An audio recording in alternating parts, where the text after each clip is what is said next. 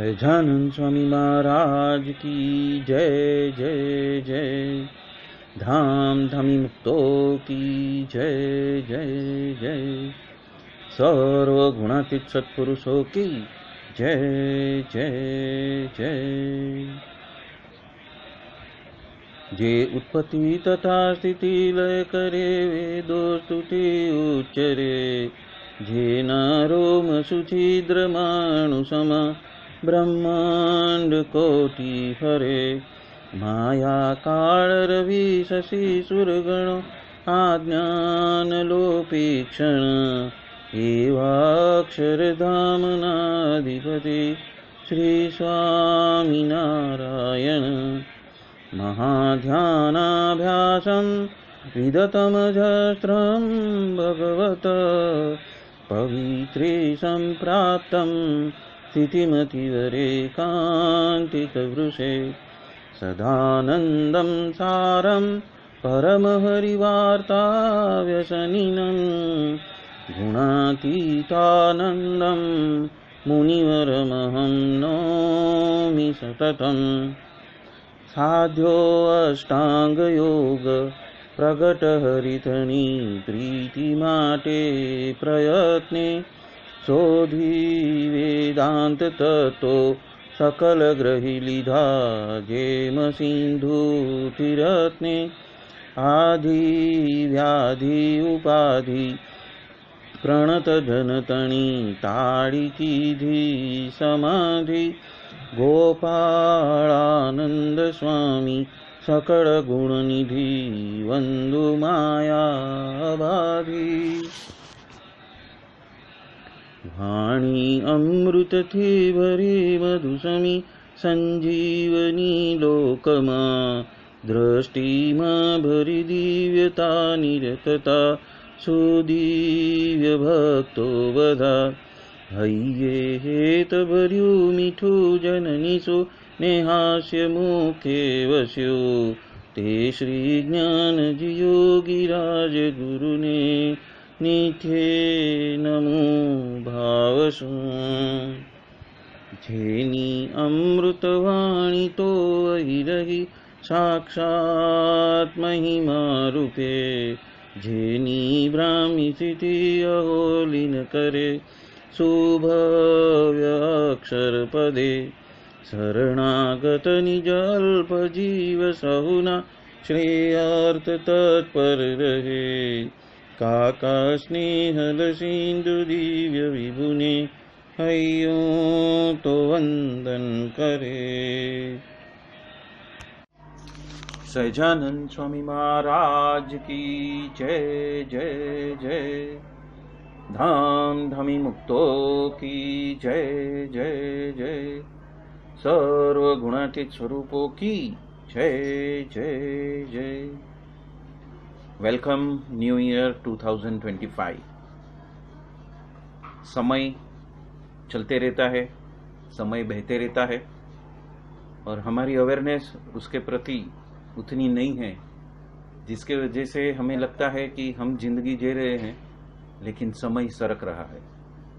जैसे कचबुज में रेती को हवा के अंदर उड़ाया जाए तो वो कैसी सरक जाती है, उसी तरह हमारा समय भी ये पृथ्वी लोक के ऊपर जो 100 साल का समय है वो सरक रहा है।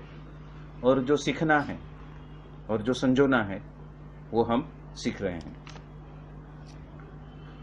गोपालानंद स्वामी की बातें, प्रकरण 17वीं, बात नंबर 224, विवेकी पुरुष के लक्षण की बातें हैं। इसमें कुछ गोपालानंद स्वामी ने थोड़ी रहस्य की बात की है, हम देखते हैं उनका क्या कहना है। एक दिन सद्गुरु श्री गोपालानंद स्वामी ने अति करुणा करके बात कही, इस देह के बारे में तो सिर्फ दुख ही है पर सुख है ही नहीं।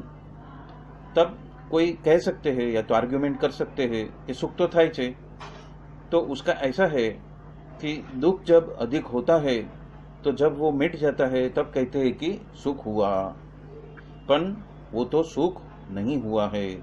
दुख जैसा था वैसा ही रहा है, पर जो अधिक दुख था वो मिट गया। तो यहाँ पे जो भ्रांति है जो जीव ने पाल के रखी है, उस भ्रांति से बाहर निकलने की बात कह रहे हैं कि इस देह में दुख ही दुख भरा हुआ है। आगे कहते हैं, उपरांत जिस तरह कोई पुरुष भूखा तरसा हो और अन्न खा लेता है या तो जड़ पी लेता है तब कहते हैं कि सुख हुआ, पर उसमें कोई सुख नहीं हुआ है। वो तो उस वक्त की भूख और तरस उसकी मिट गई, पर उसका दुख तो वैसा का वैसा ही है, वो तो वापस आने ही वाला है। भूख और तरस तो वापस होने वाला है। उपरांत यदि कोई पुरुष बीमार हो जाए और अच्छा हो जाए तब कहते हैं कि अब सुख हुआ, पर उसमें क्या सुख हुआ? दुख तो वैसा का वैसा ही है, वो तो अधिक दुख हुआ था, वो मिट गया। पर सुख तो तभी ही होता है जब पंच विषय की जीव में जो वासना है उसको हम टाल देते हैं और सिर्फ आत्मारूप होकर पुरुषोत्तम नारायण ऐसे जो श्री जी महाराज उनकी जब महात्म्य सहित निष्काम भाव से हम प्रेम लक्षणा भक्ति करेंगे, उपरांत उस भगवान के बारे में अतिशय हम हेत करेंगे। तो जो सुख की व्याख्या गोपालानंद स्वामी करते हैं, वहां पे उन्होंने स्थिति की बात की है कि जो हम साधक बने हुए हैं, जो हम मुमुक्षु बने हुए हैं, तो मुमुक्षु को सुख किसमें मानना है उसकी बात की है। जिस तरह से अतिशय कामी पुरुष को स्त्री के बारे में जैसा हेत है तथा अतिशय लोभी को धन के बारे में जैसा हेत है, ऐसा हेत महाराज के बारे में करना। और ऐसी रीत का भक्त जब देह का त्याग करके भगवती तनु करके अवतारी ऐसे जो पूर्ण पुरुषोत्तम भक्ति धर्म के पुत्र श्री हरिकृष्ण जी महाराज उनकी सेवा में रहता है तब सुख होता है। तो यहाँ पे दो बातें की, एक स्थिति की और दूसरी सेवा की। यदि वो अहरनिश सेवा में रहता है तो उसको वो सुख प्राप्त हुआ है ऐसा वो बोल सकता है। इसलिए सिद्ध योग में एक बात कही है कि हम हर क्षण किस तरह से निकाले कि हर क्षण हम सेवा में रह सकते हैं, जुड़े हुए रह सकते हैं। उसके लिए एक श्लोक है, कर चरण कृतम वा काय जम कर्म जम वा श्रवण नयन जम वा मानसम वा परादम विहितम वा सर्वमेतत् समस्व जय जय करुणाब्धे श्री महादेव शंभो। तो वहां पे कहते हैं कि मैं जो चल रहा हूँ वो भी आपकी प्रदक्षिणा है, मैं जो देख रहा हूँ मैं आपके ही स्वरूप को देख रहा हूँ, मैं जो भी कार्य कर रहा हूँ वो आपको ही अर्पित कर रहा हूँ, और आपको अर्पित करते हुए ही मेरी संपूर्ण क्रिया, सोने की, उठने की, बैठने की, कमाने की, जिम्मेदारियों की और व्यवहार जगत की जो भी क्रिया मैं कर रहा हूँ, वो सभी क्रिया में पूर्ण पुरुषोत्तम को मैं समर्पित कर रहा हूँ। जब इस तरह से हम अपने आप को होश में लेके जाएंगे कि मेरी हर क्षण सेवा हो रही है, और जो भी रोल मुझे दिया गया है, चाहे परिवार में हो, चाहे संस्था में हो, चाहे मंडल में हो, चाहे समाज में हो, चाहे हमारे बच्चों के प्रति हो, जो भी रोल हो, वो सभी रोल में मैं पूर्ण पुरुषोत्तम की सेवा ही अदा कर रहा हूँ और उनके ही चरणों में मैं सब कुछ समर्पित कर रहा हूँ। यहाँ पे कर्ता भाव का पूरा खंडन है। यहाँ पे मैं कर्ता नहीं हूँ, वहाँ पे कर्ता कौन है? पूर्ण पुरुषोत्तम श्री स्वामीनारायण भगवान ही करता है। वो सचराचर जगत में व्याप्त है, जड़ और चेतन में सभी में उसका वास है, और मैं उसकी ही प्रदक्षिणा कर रहा हूँ, उनको ही मैं सब कुछ अर्पण कर रहा हूँ। तो मेरी हर गतिविधि सेवा हो जाती है, ये बात है। और ऐसी रीत से भक्त जब देह का त्याग करके भगवती तनु देह करके अवतारी ऐसे जो पूर्ण पुरुषोत्तम भक्ति धर्म के पुत्र श्री हरिकृष्ण महाराज उनकी सेवा में रहता है, तब सुख होता है। मतलब यहाँ पे गोपालानंद स्वामी ने पूरा अभिगम, मतलब कि हमारी होश की जो अवस्था है, वो होश की अवस्था को ही बदली कर दिया, रूपांतरित कर दिया है। पर उसके बिना जैसे जैसे अधिक संपत्ति को प्राप्त करता है, वैसे वैसे वो अधिक दुख को प्राप्त करता है, और इंद्र से लेकर महापुरुष पर्यंत जैसे जैसे अधिक ऐश्वर्य और अधिक मोटप को वो प्राप्त करता है, वैसे वैसे अधिक दुख को वो प्राप्त करता है।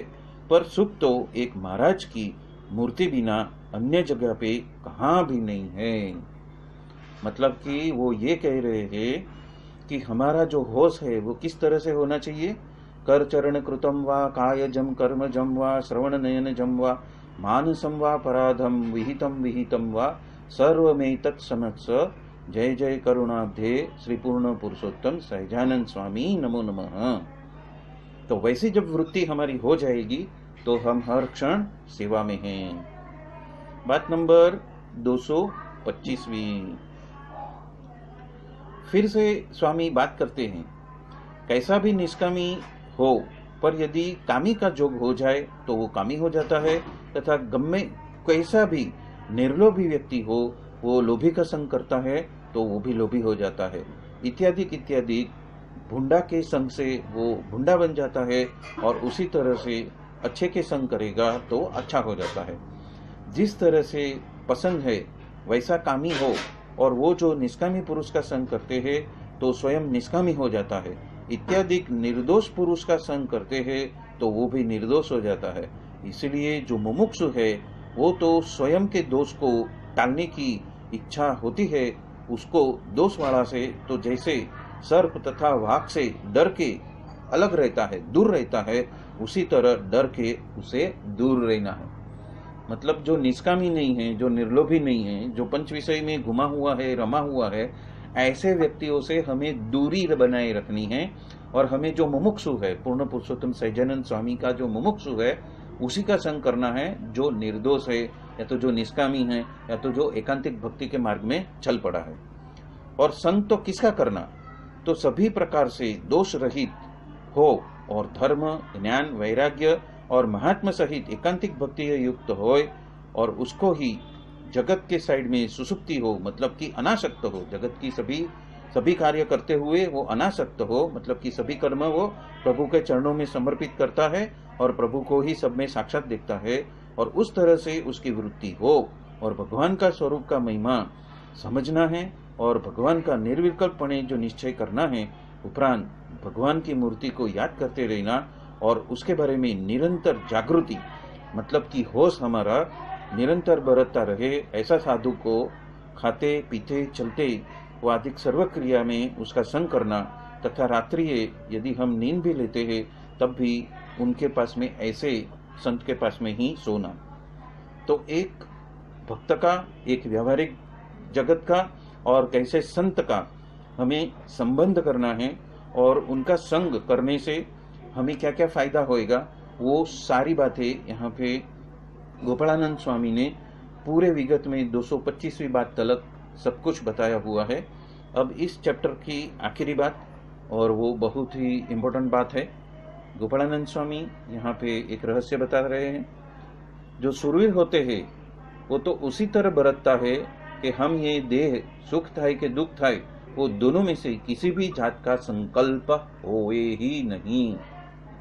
न सुख का संकल्प हो न दुख का संकल्प हो।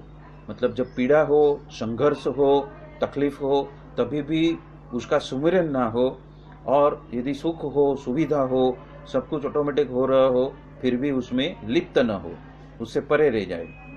तो ऐसे उसके दोनों में से किसी भी जात के संकल्प हुए ही नहीं। और ऐसा एक ही संकल्प होता रहे, कैसा भी सुख तथा दुख हो, फिर भी इस देह को महाराज की आज्ञा में बरता के देह को नियम में करके रखना है। मतलब कि ऐसा सजगता में रहना है कि जो धर्म नियम है, जो उनकी आज्ञा है, उनकी आज्ञा में ही मुझे कार्य करना है, चाहे कुछ भी हो जाए। तत्पश्चात वो भक्त इंद्रियों को वश में करके तथा धर्म, ज्ञान और वैराग्य अति दृढ़ करके तथा पंच विषय के संकल्प को टाल कर तथा सूक्ष्म देह का नाश करके तत्पश्चात विषय में जो अव्यक्त राग होता है उसको उपशम और भगवान के ध्यान के माध्यम से उसको टाल के तत्पश्चात लिंग देह का भुक्का करके जीव को ब्रह्मरूप करके पुरुषोत्तम जी श्री जी महाराज उनकी सेवा में अक्षरधाम में जाके रहता है। पर कोई मान मोटप में वो बंध नहीं जाता है और किसी का रोका हुआ वो वहां पे रुकता भी नहीं है। ऐसा जो भक्त है उसको एकांतिक भक्त जानना, ऐसे सुरवीर को पहचानना। तो ये हुआ रहस्य की बात। और ये रहस्य की बात उसमें जो गोपालानंद स्वामी ने 4 देह की बात की है उसको मैं थोड़ा रिपीट करता हूं। जो भक्त इंद्रियों को वश में करके उपरांत धर्म, ज्ञान और वैराग्य को अति दृढ़ करके तथा पंच विषय के संकल्प को टालकर तथा सूक्ष्म देह का नाश करके तत्पश्चात विषय में जो अव्यक्त राग, ये जो विषय में जो अव्यक्त राग है वो कौन सा है? जन्म जन्मांतर का सबकॉन्शियस माइंड में जो सॉफ्टवेयर वृत्तियों का हमारे अंदर भरा पड़ा हुआ है उसको टालना है।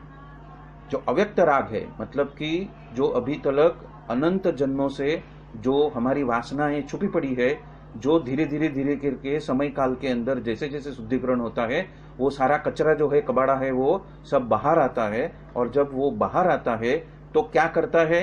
उसका उपशम करता है, मतलब कि उसको भस्मीभूत करता है।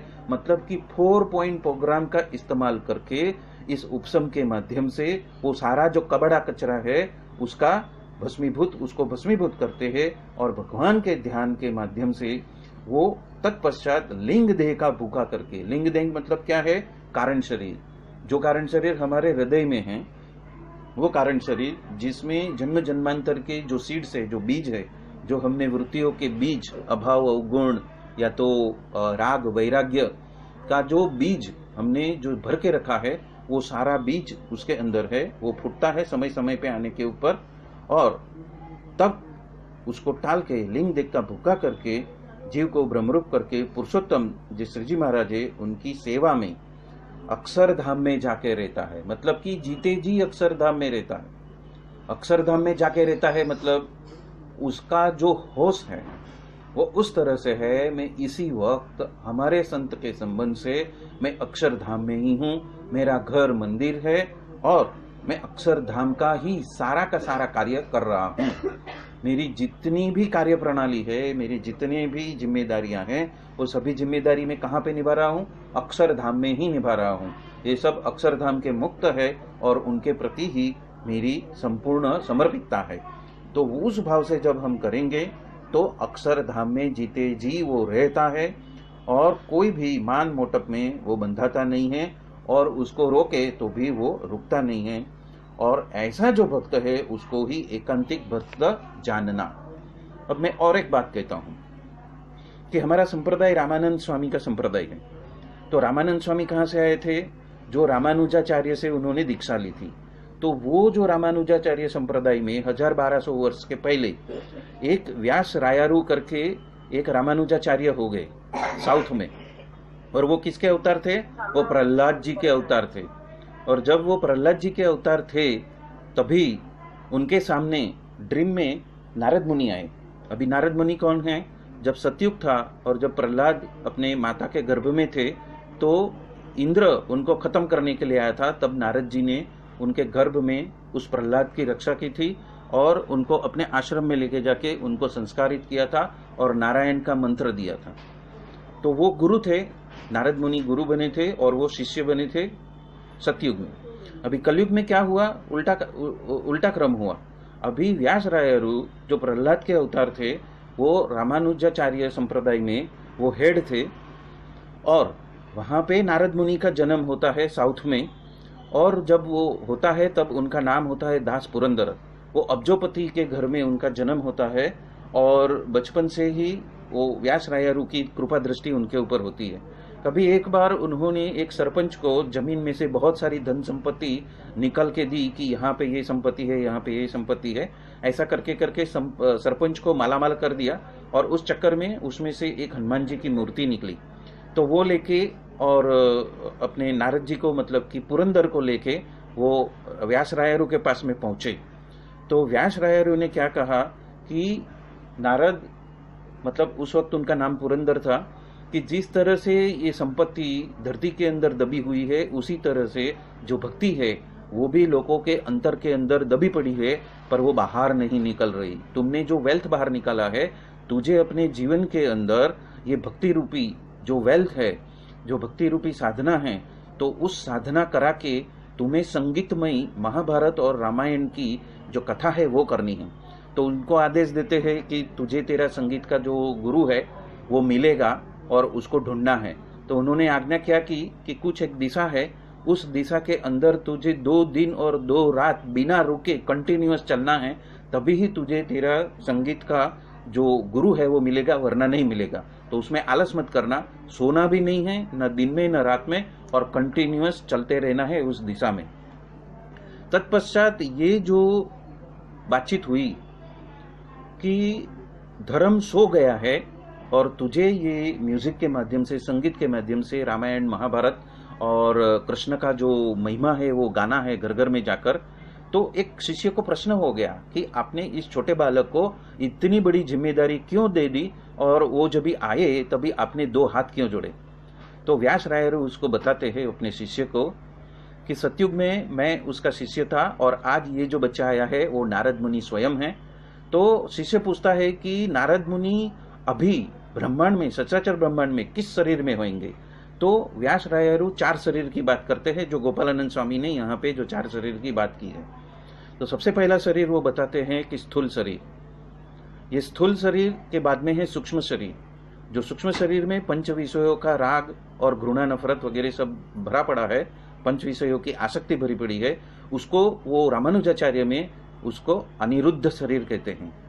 एक है स्थूल शरीर जो सूक्ष्म शरीर है, अनिरुद्ध शरीर, फिर इसके बाद में लिंग शरीर जिसको कारण देह कहते हैं, और जो चौथा शरीर है जो मैंने उस सीरियल में देखा तो वो बता रहे थे उसको कहते हैं स्वरूप शरीर।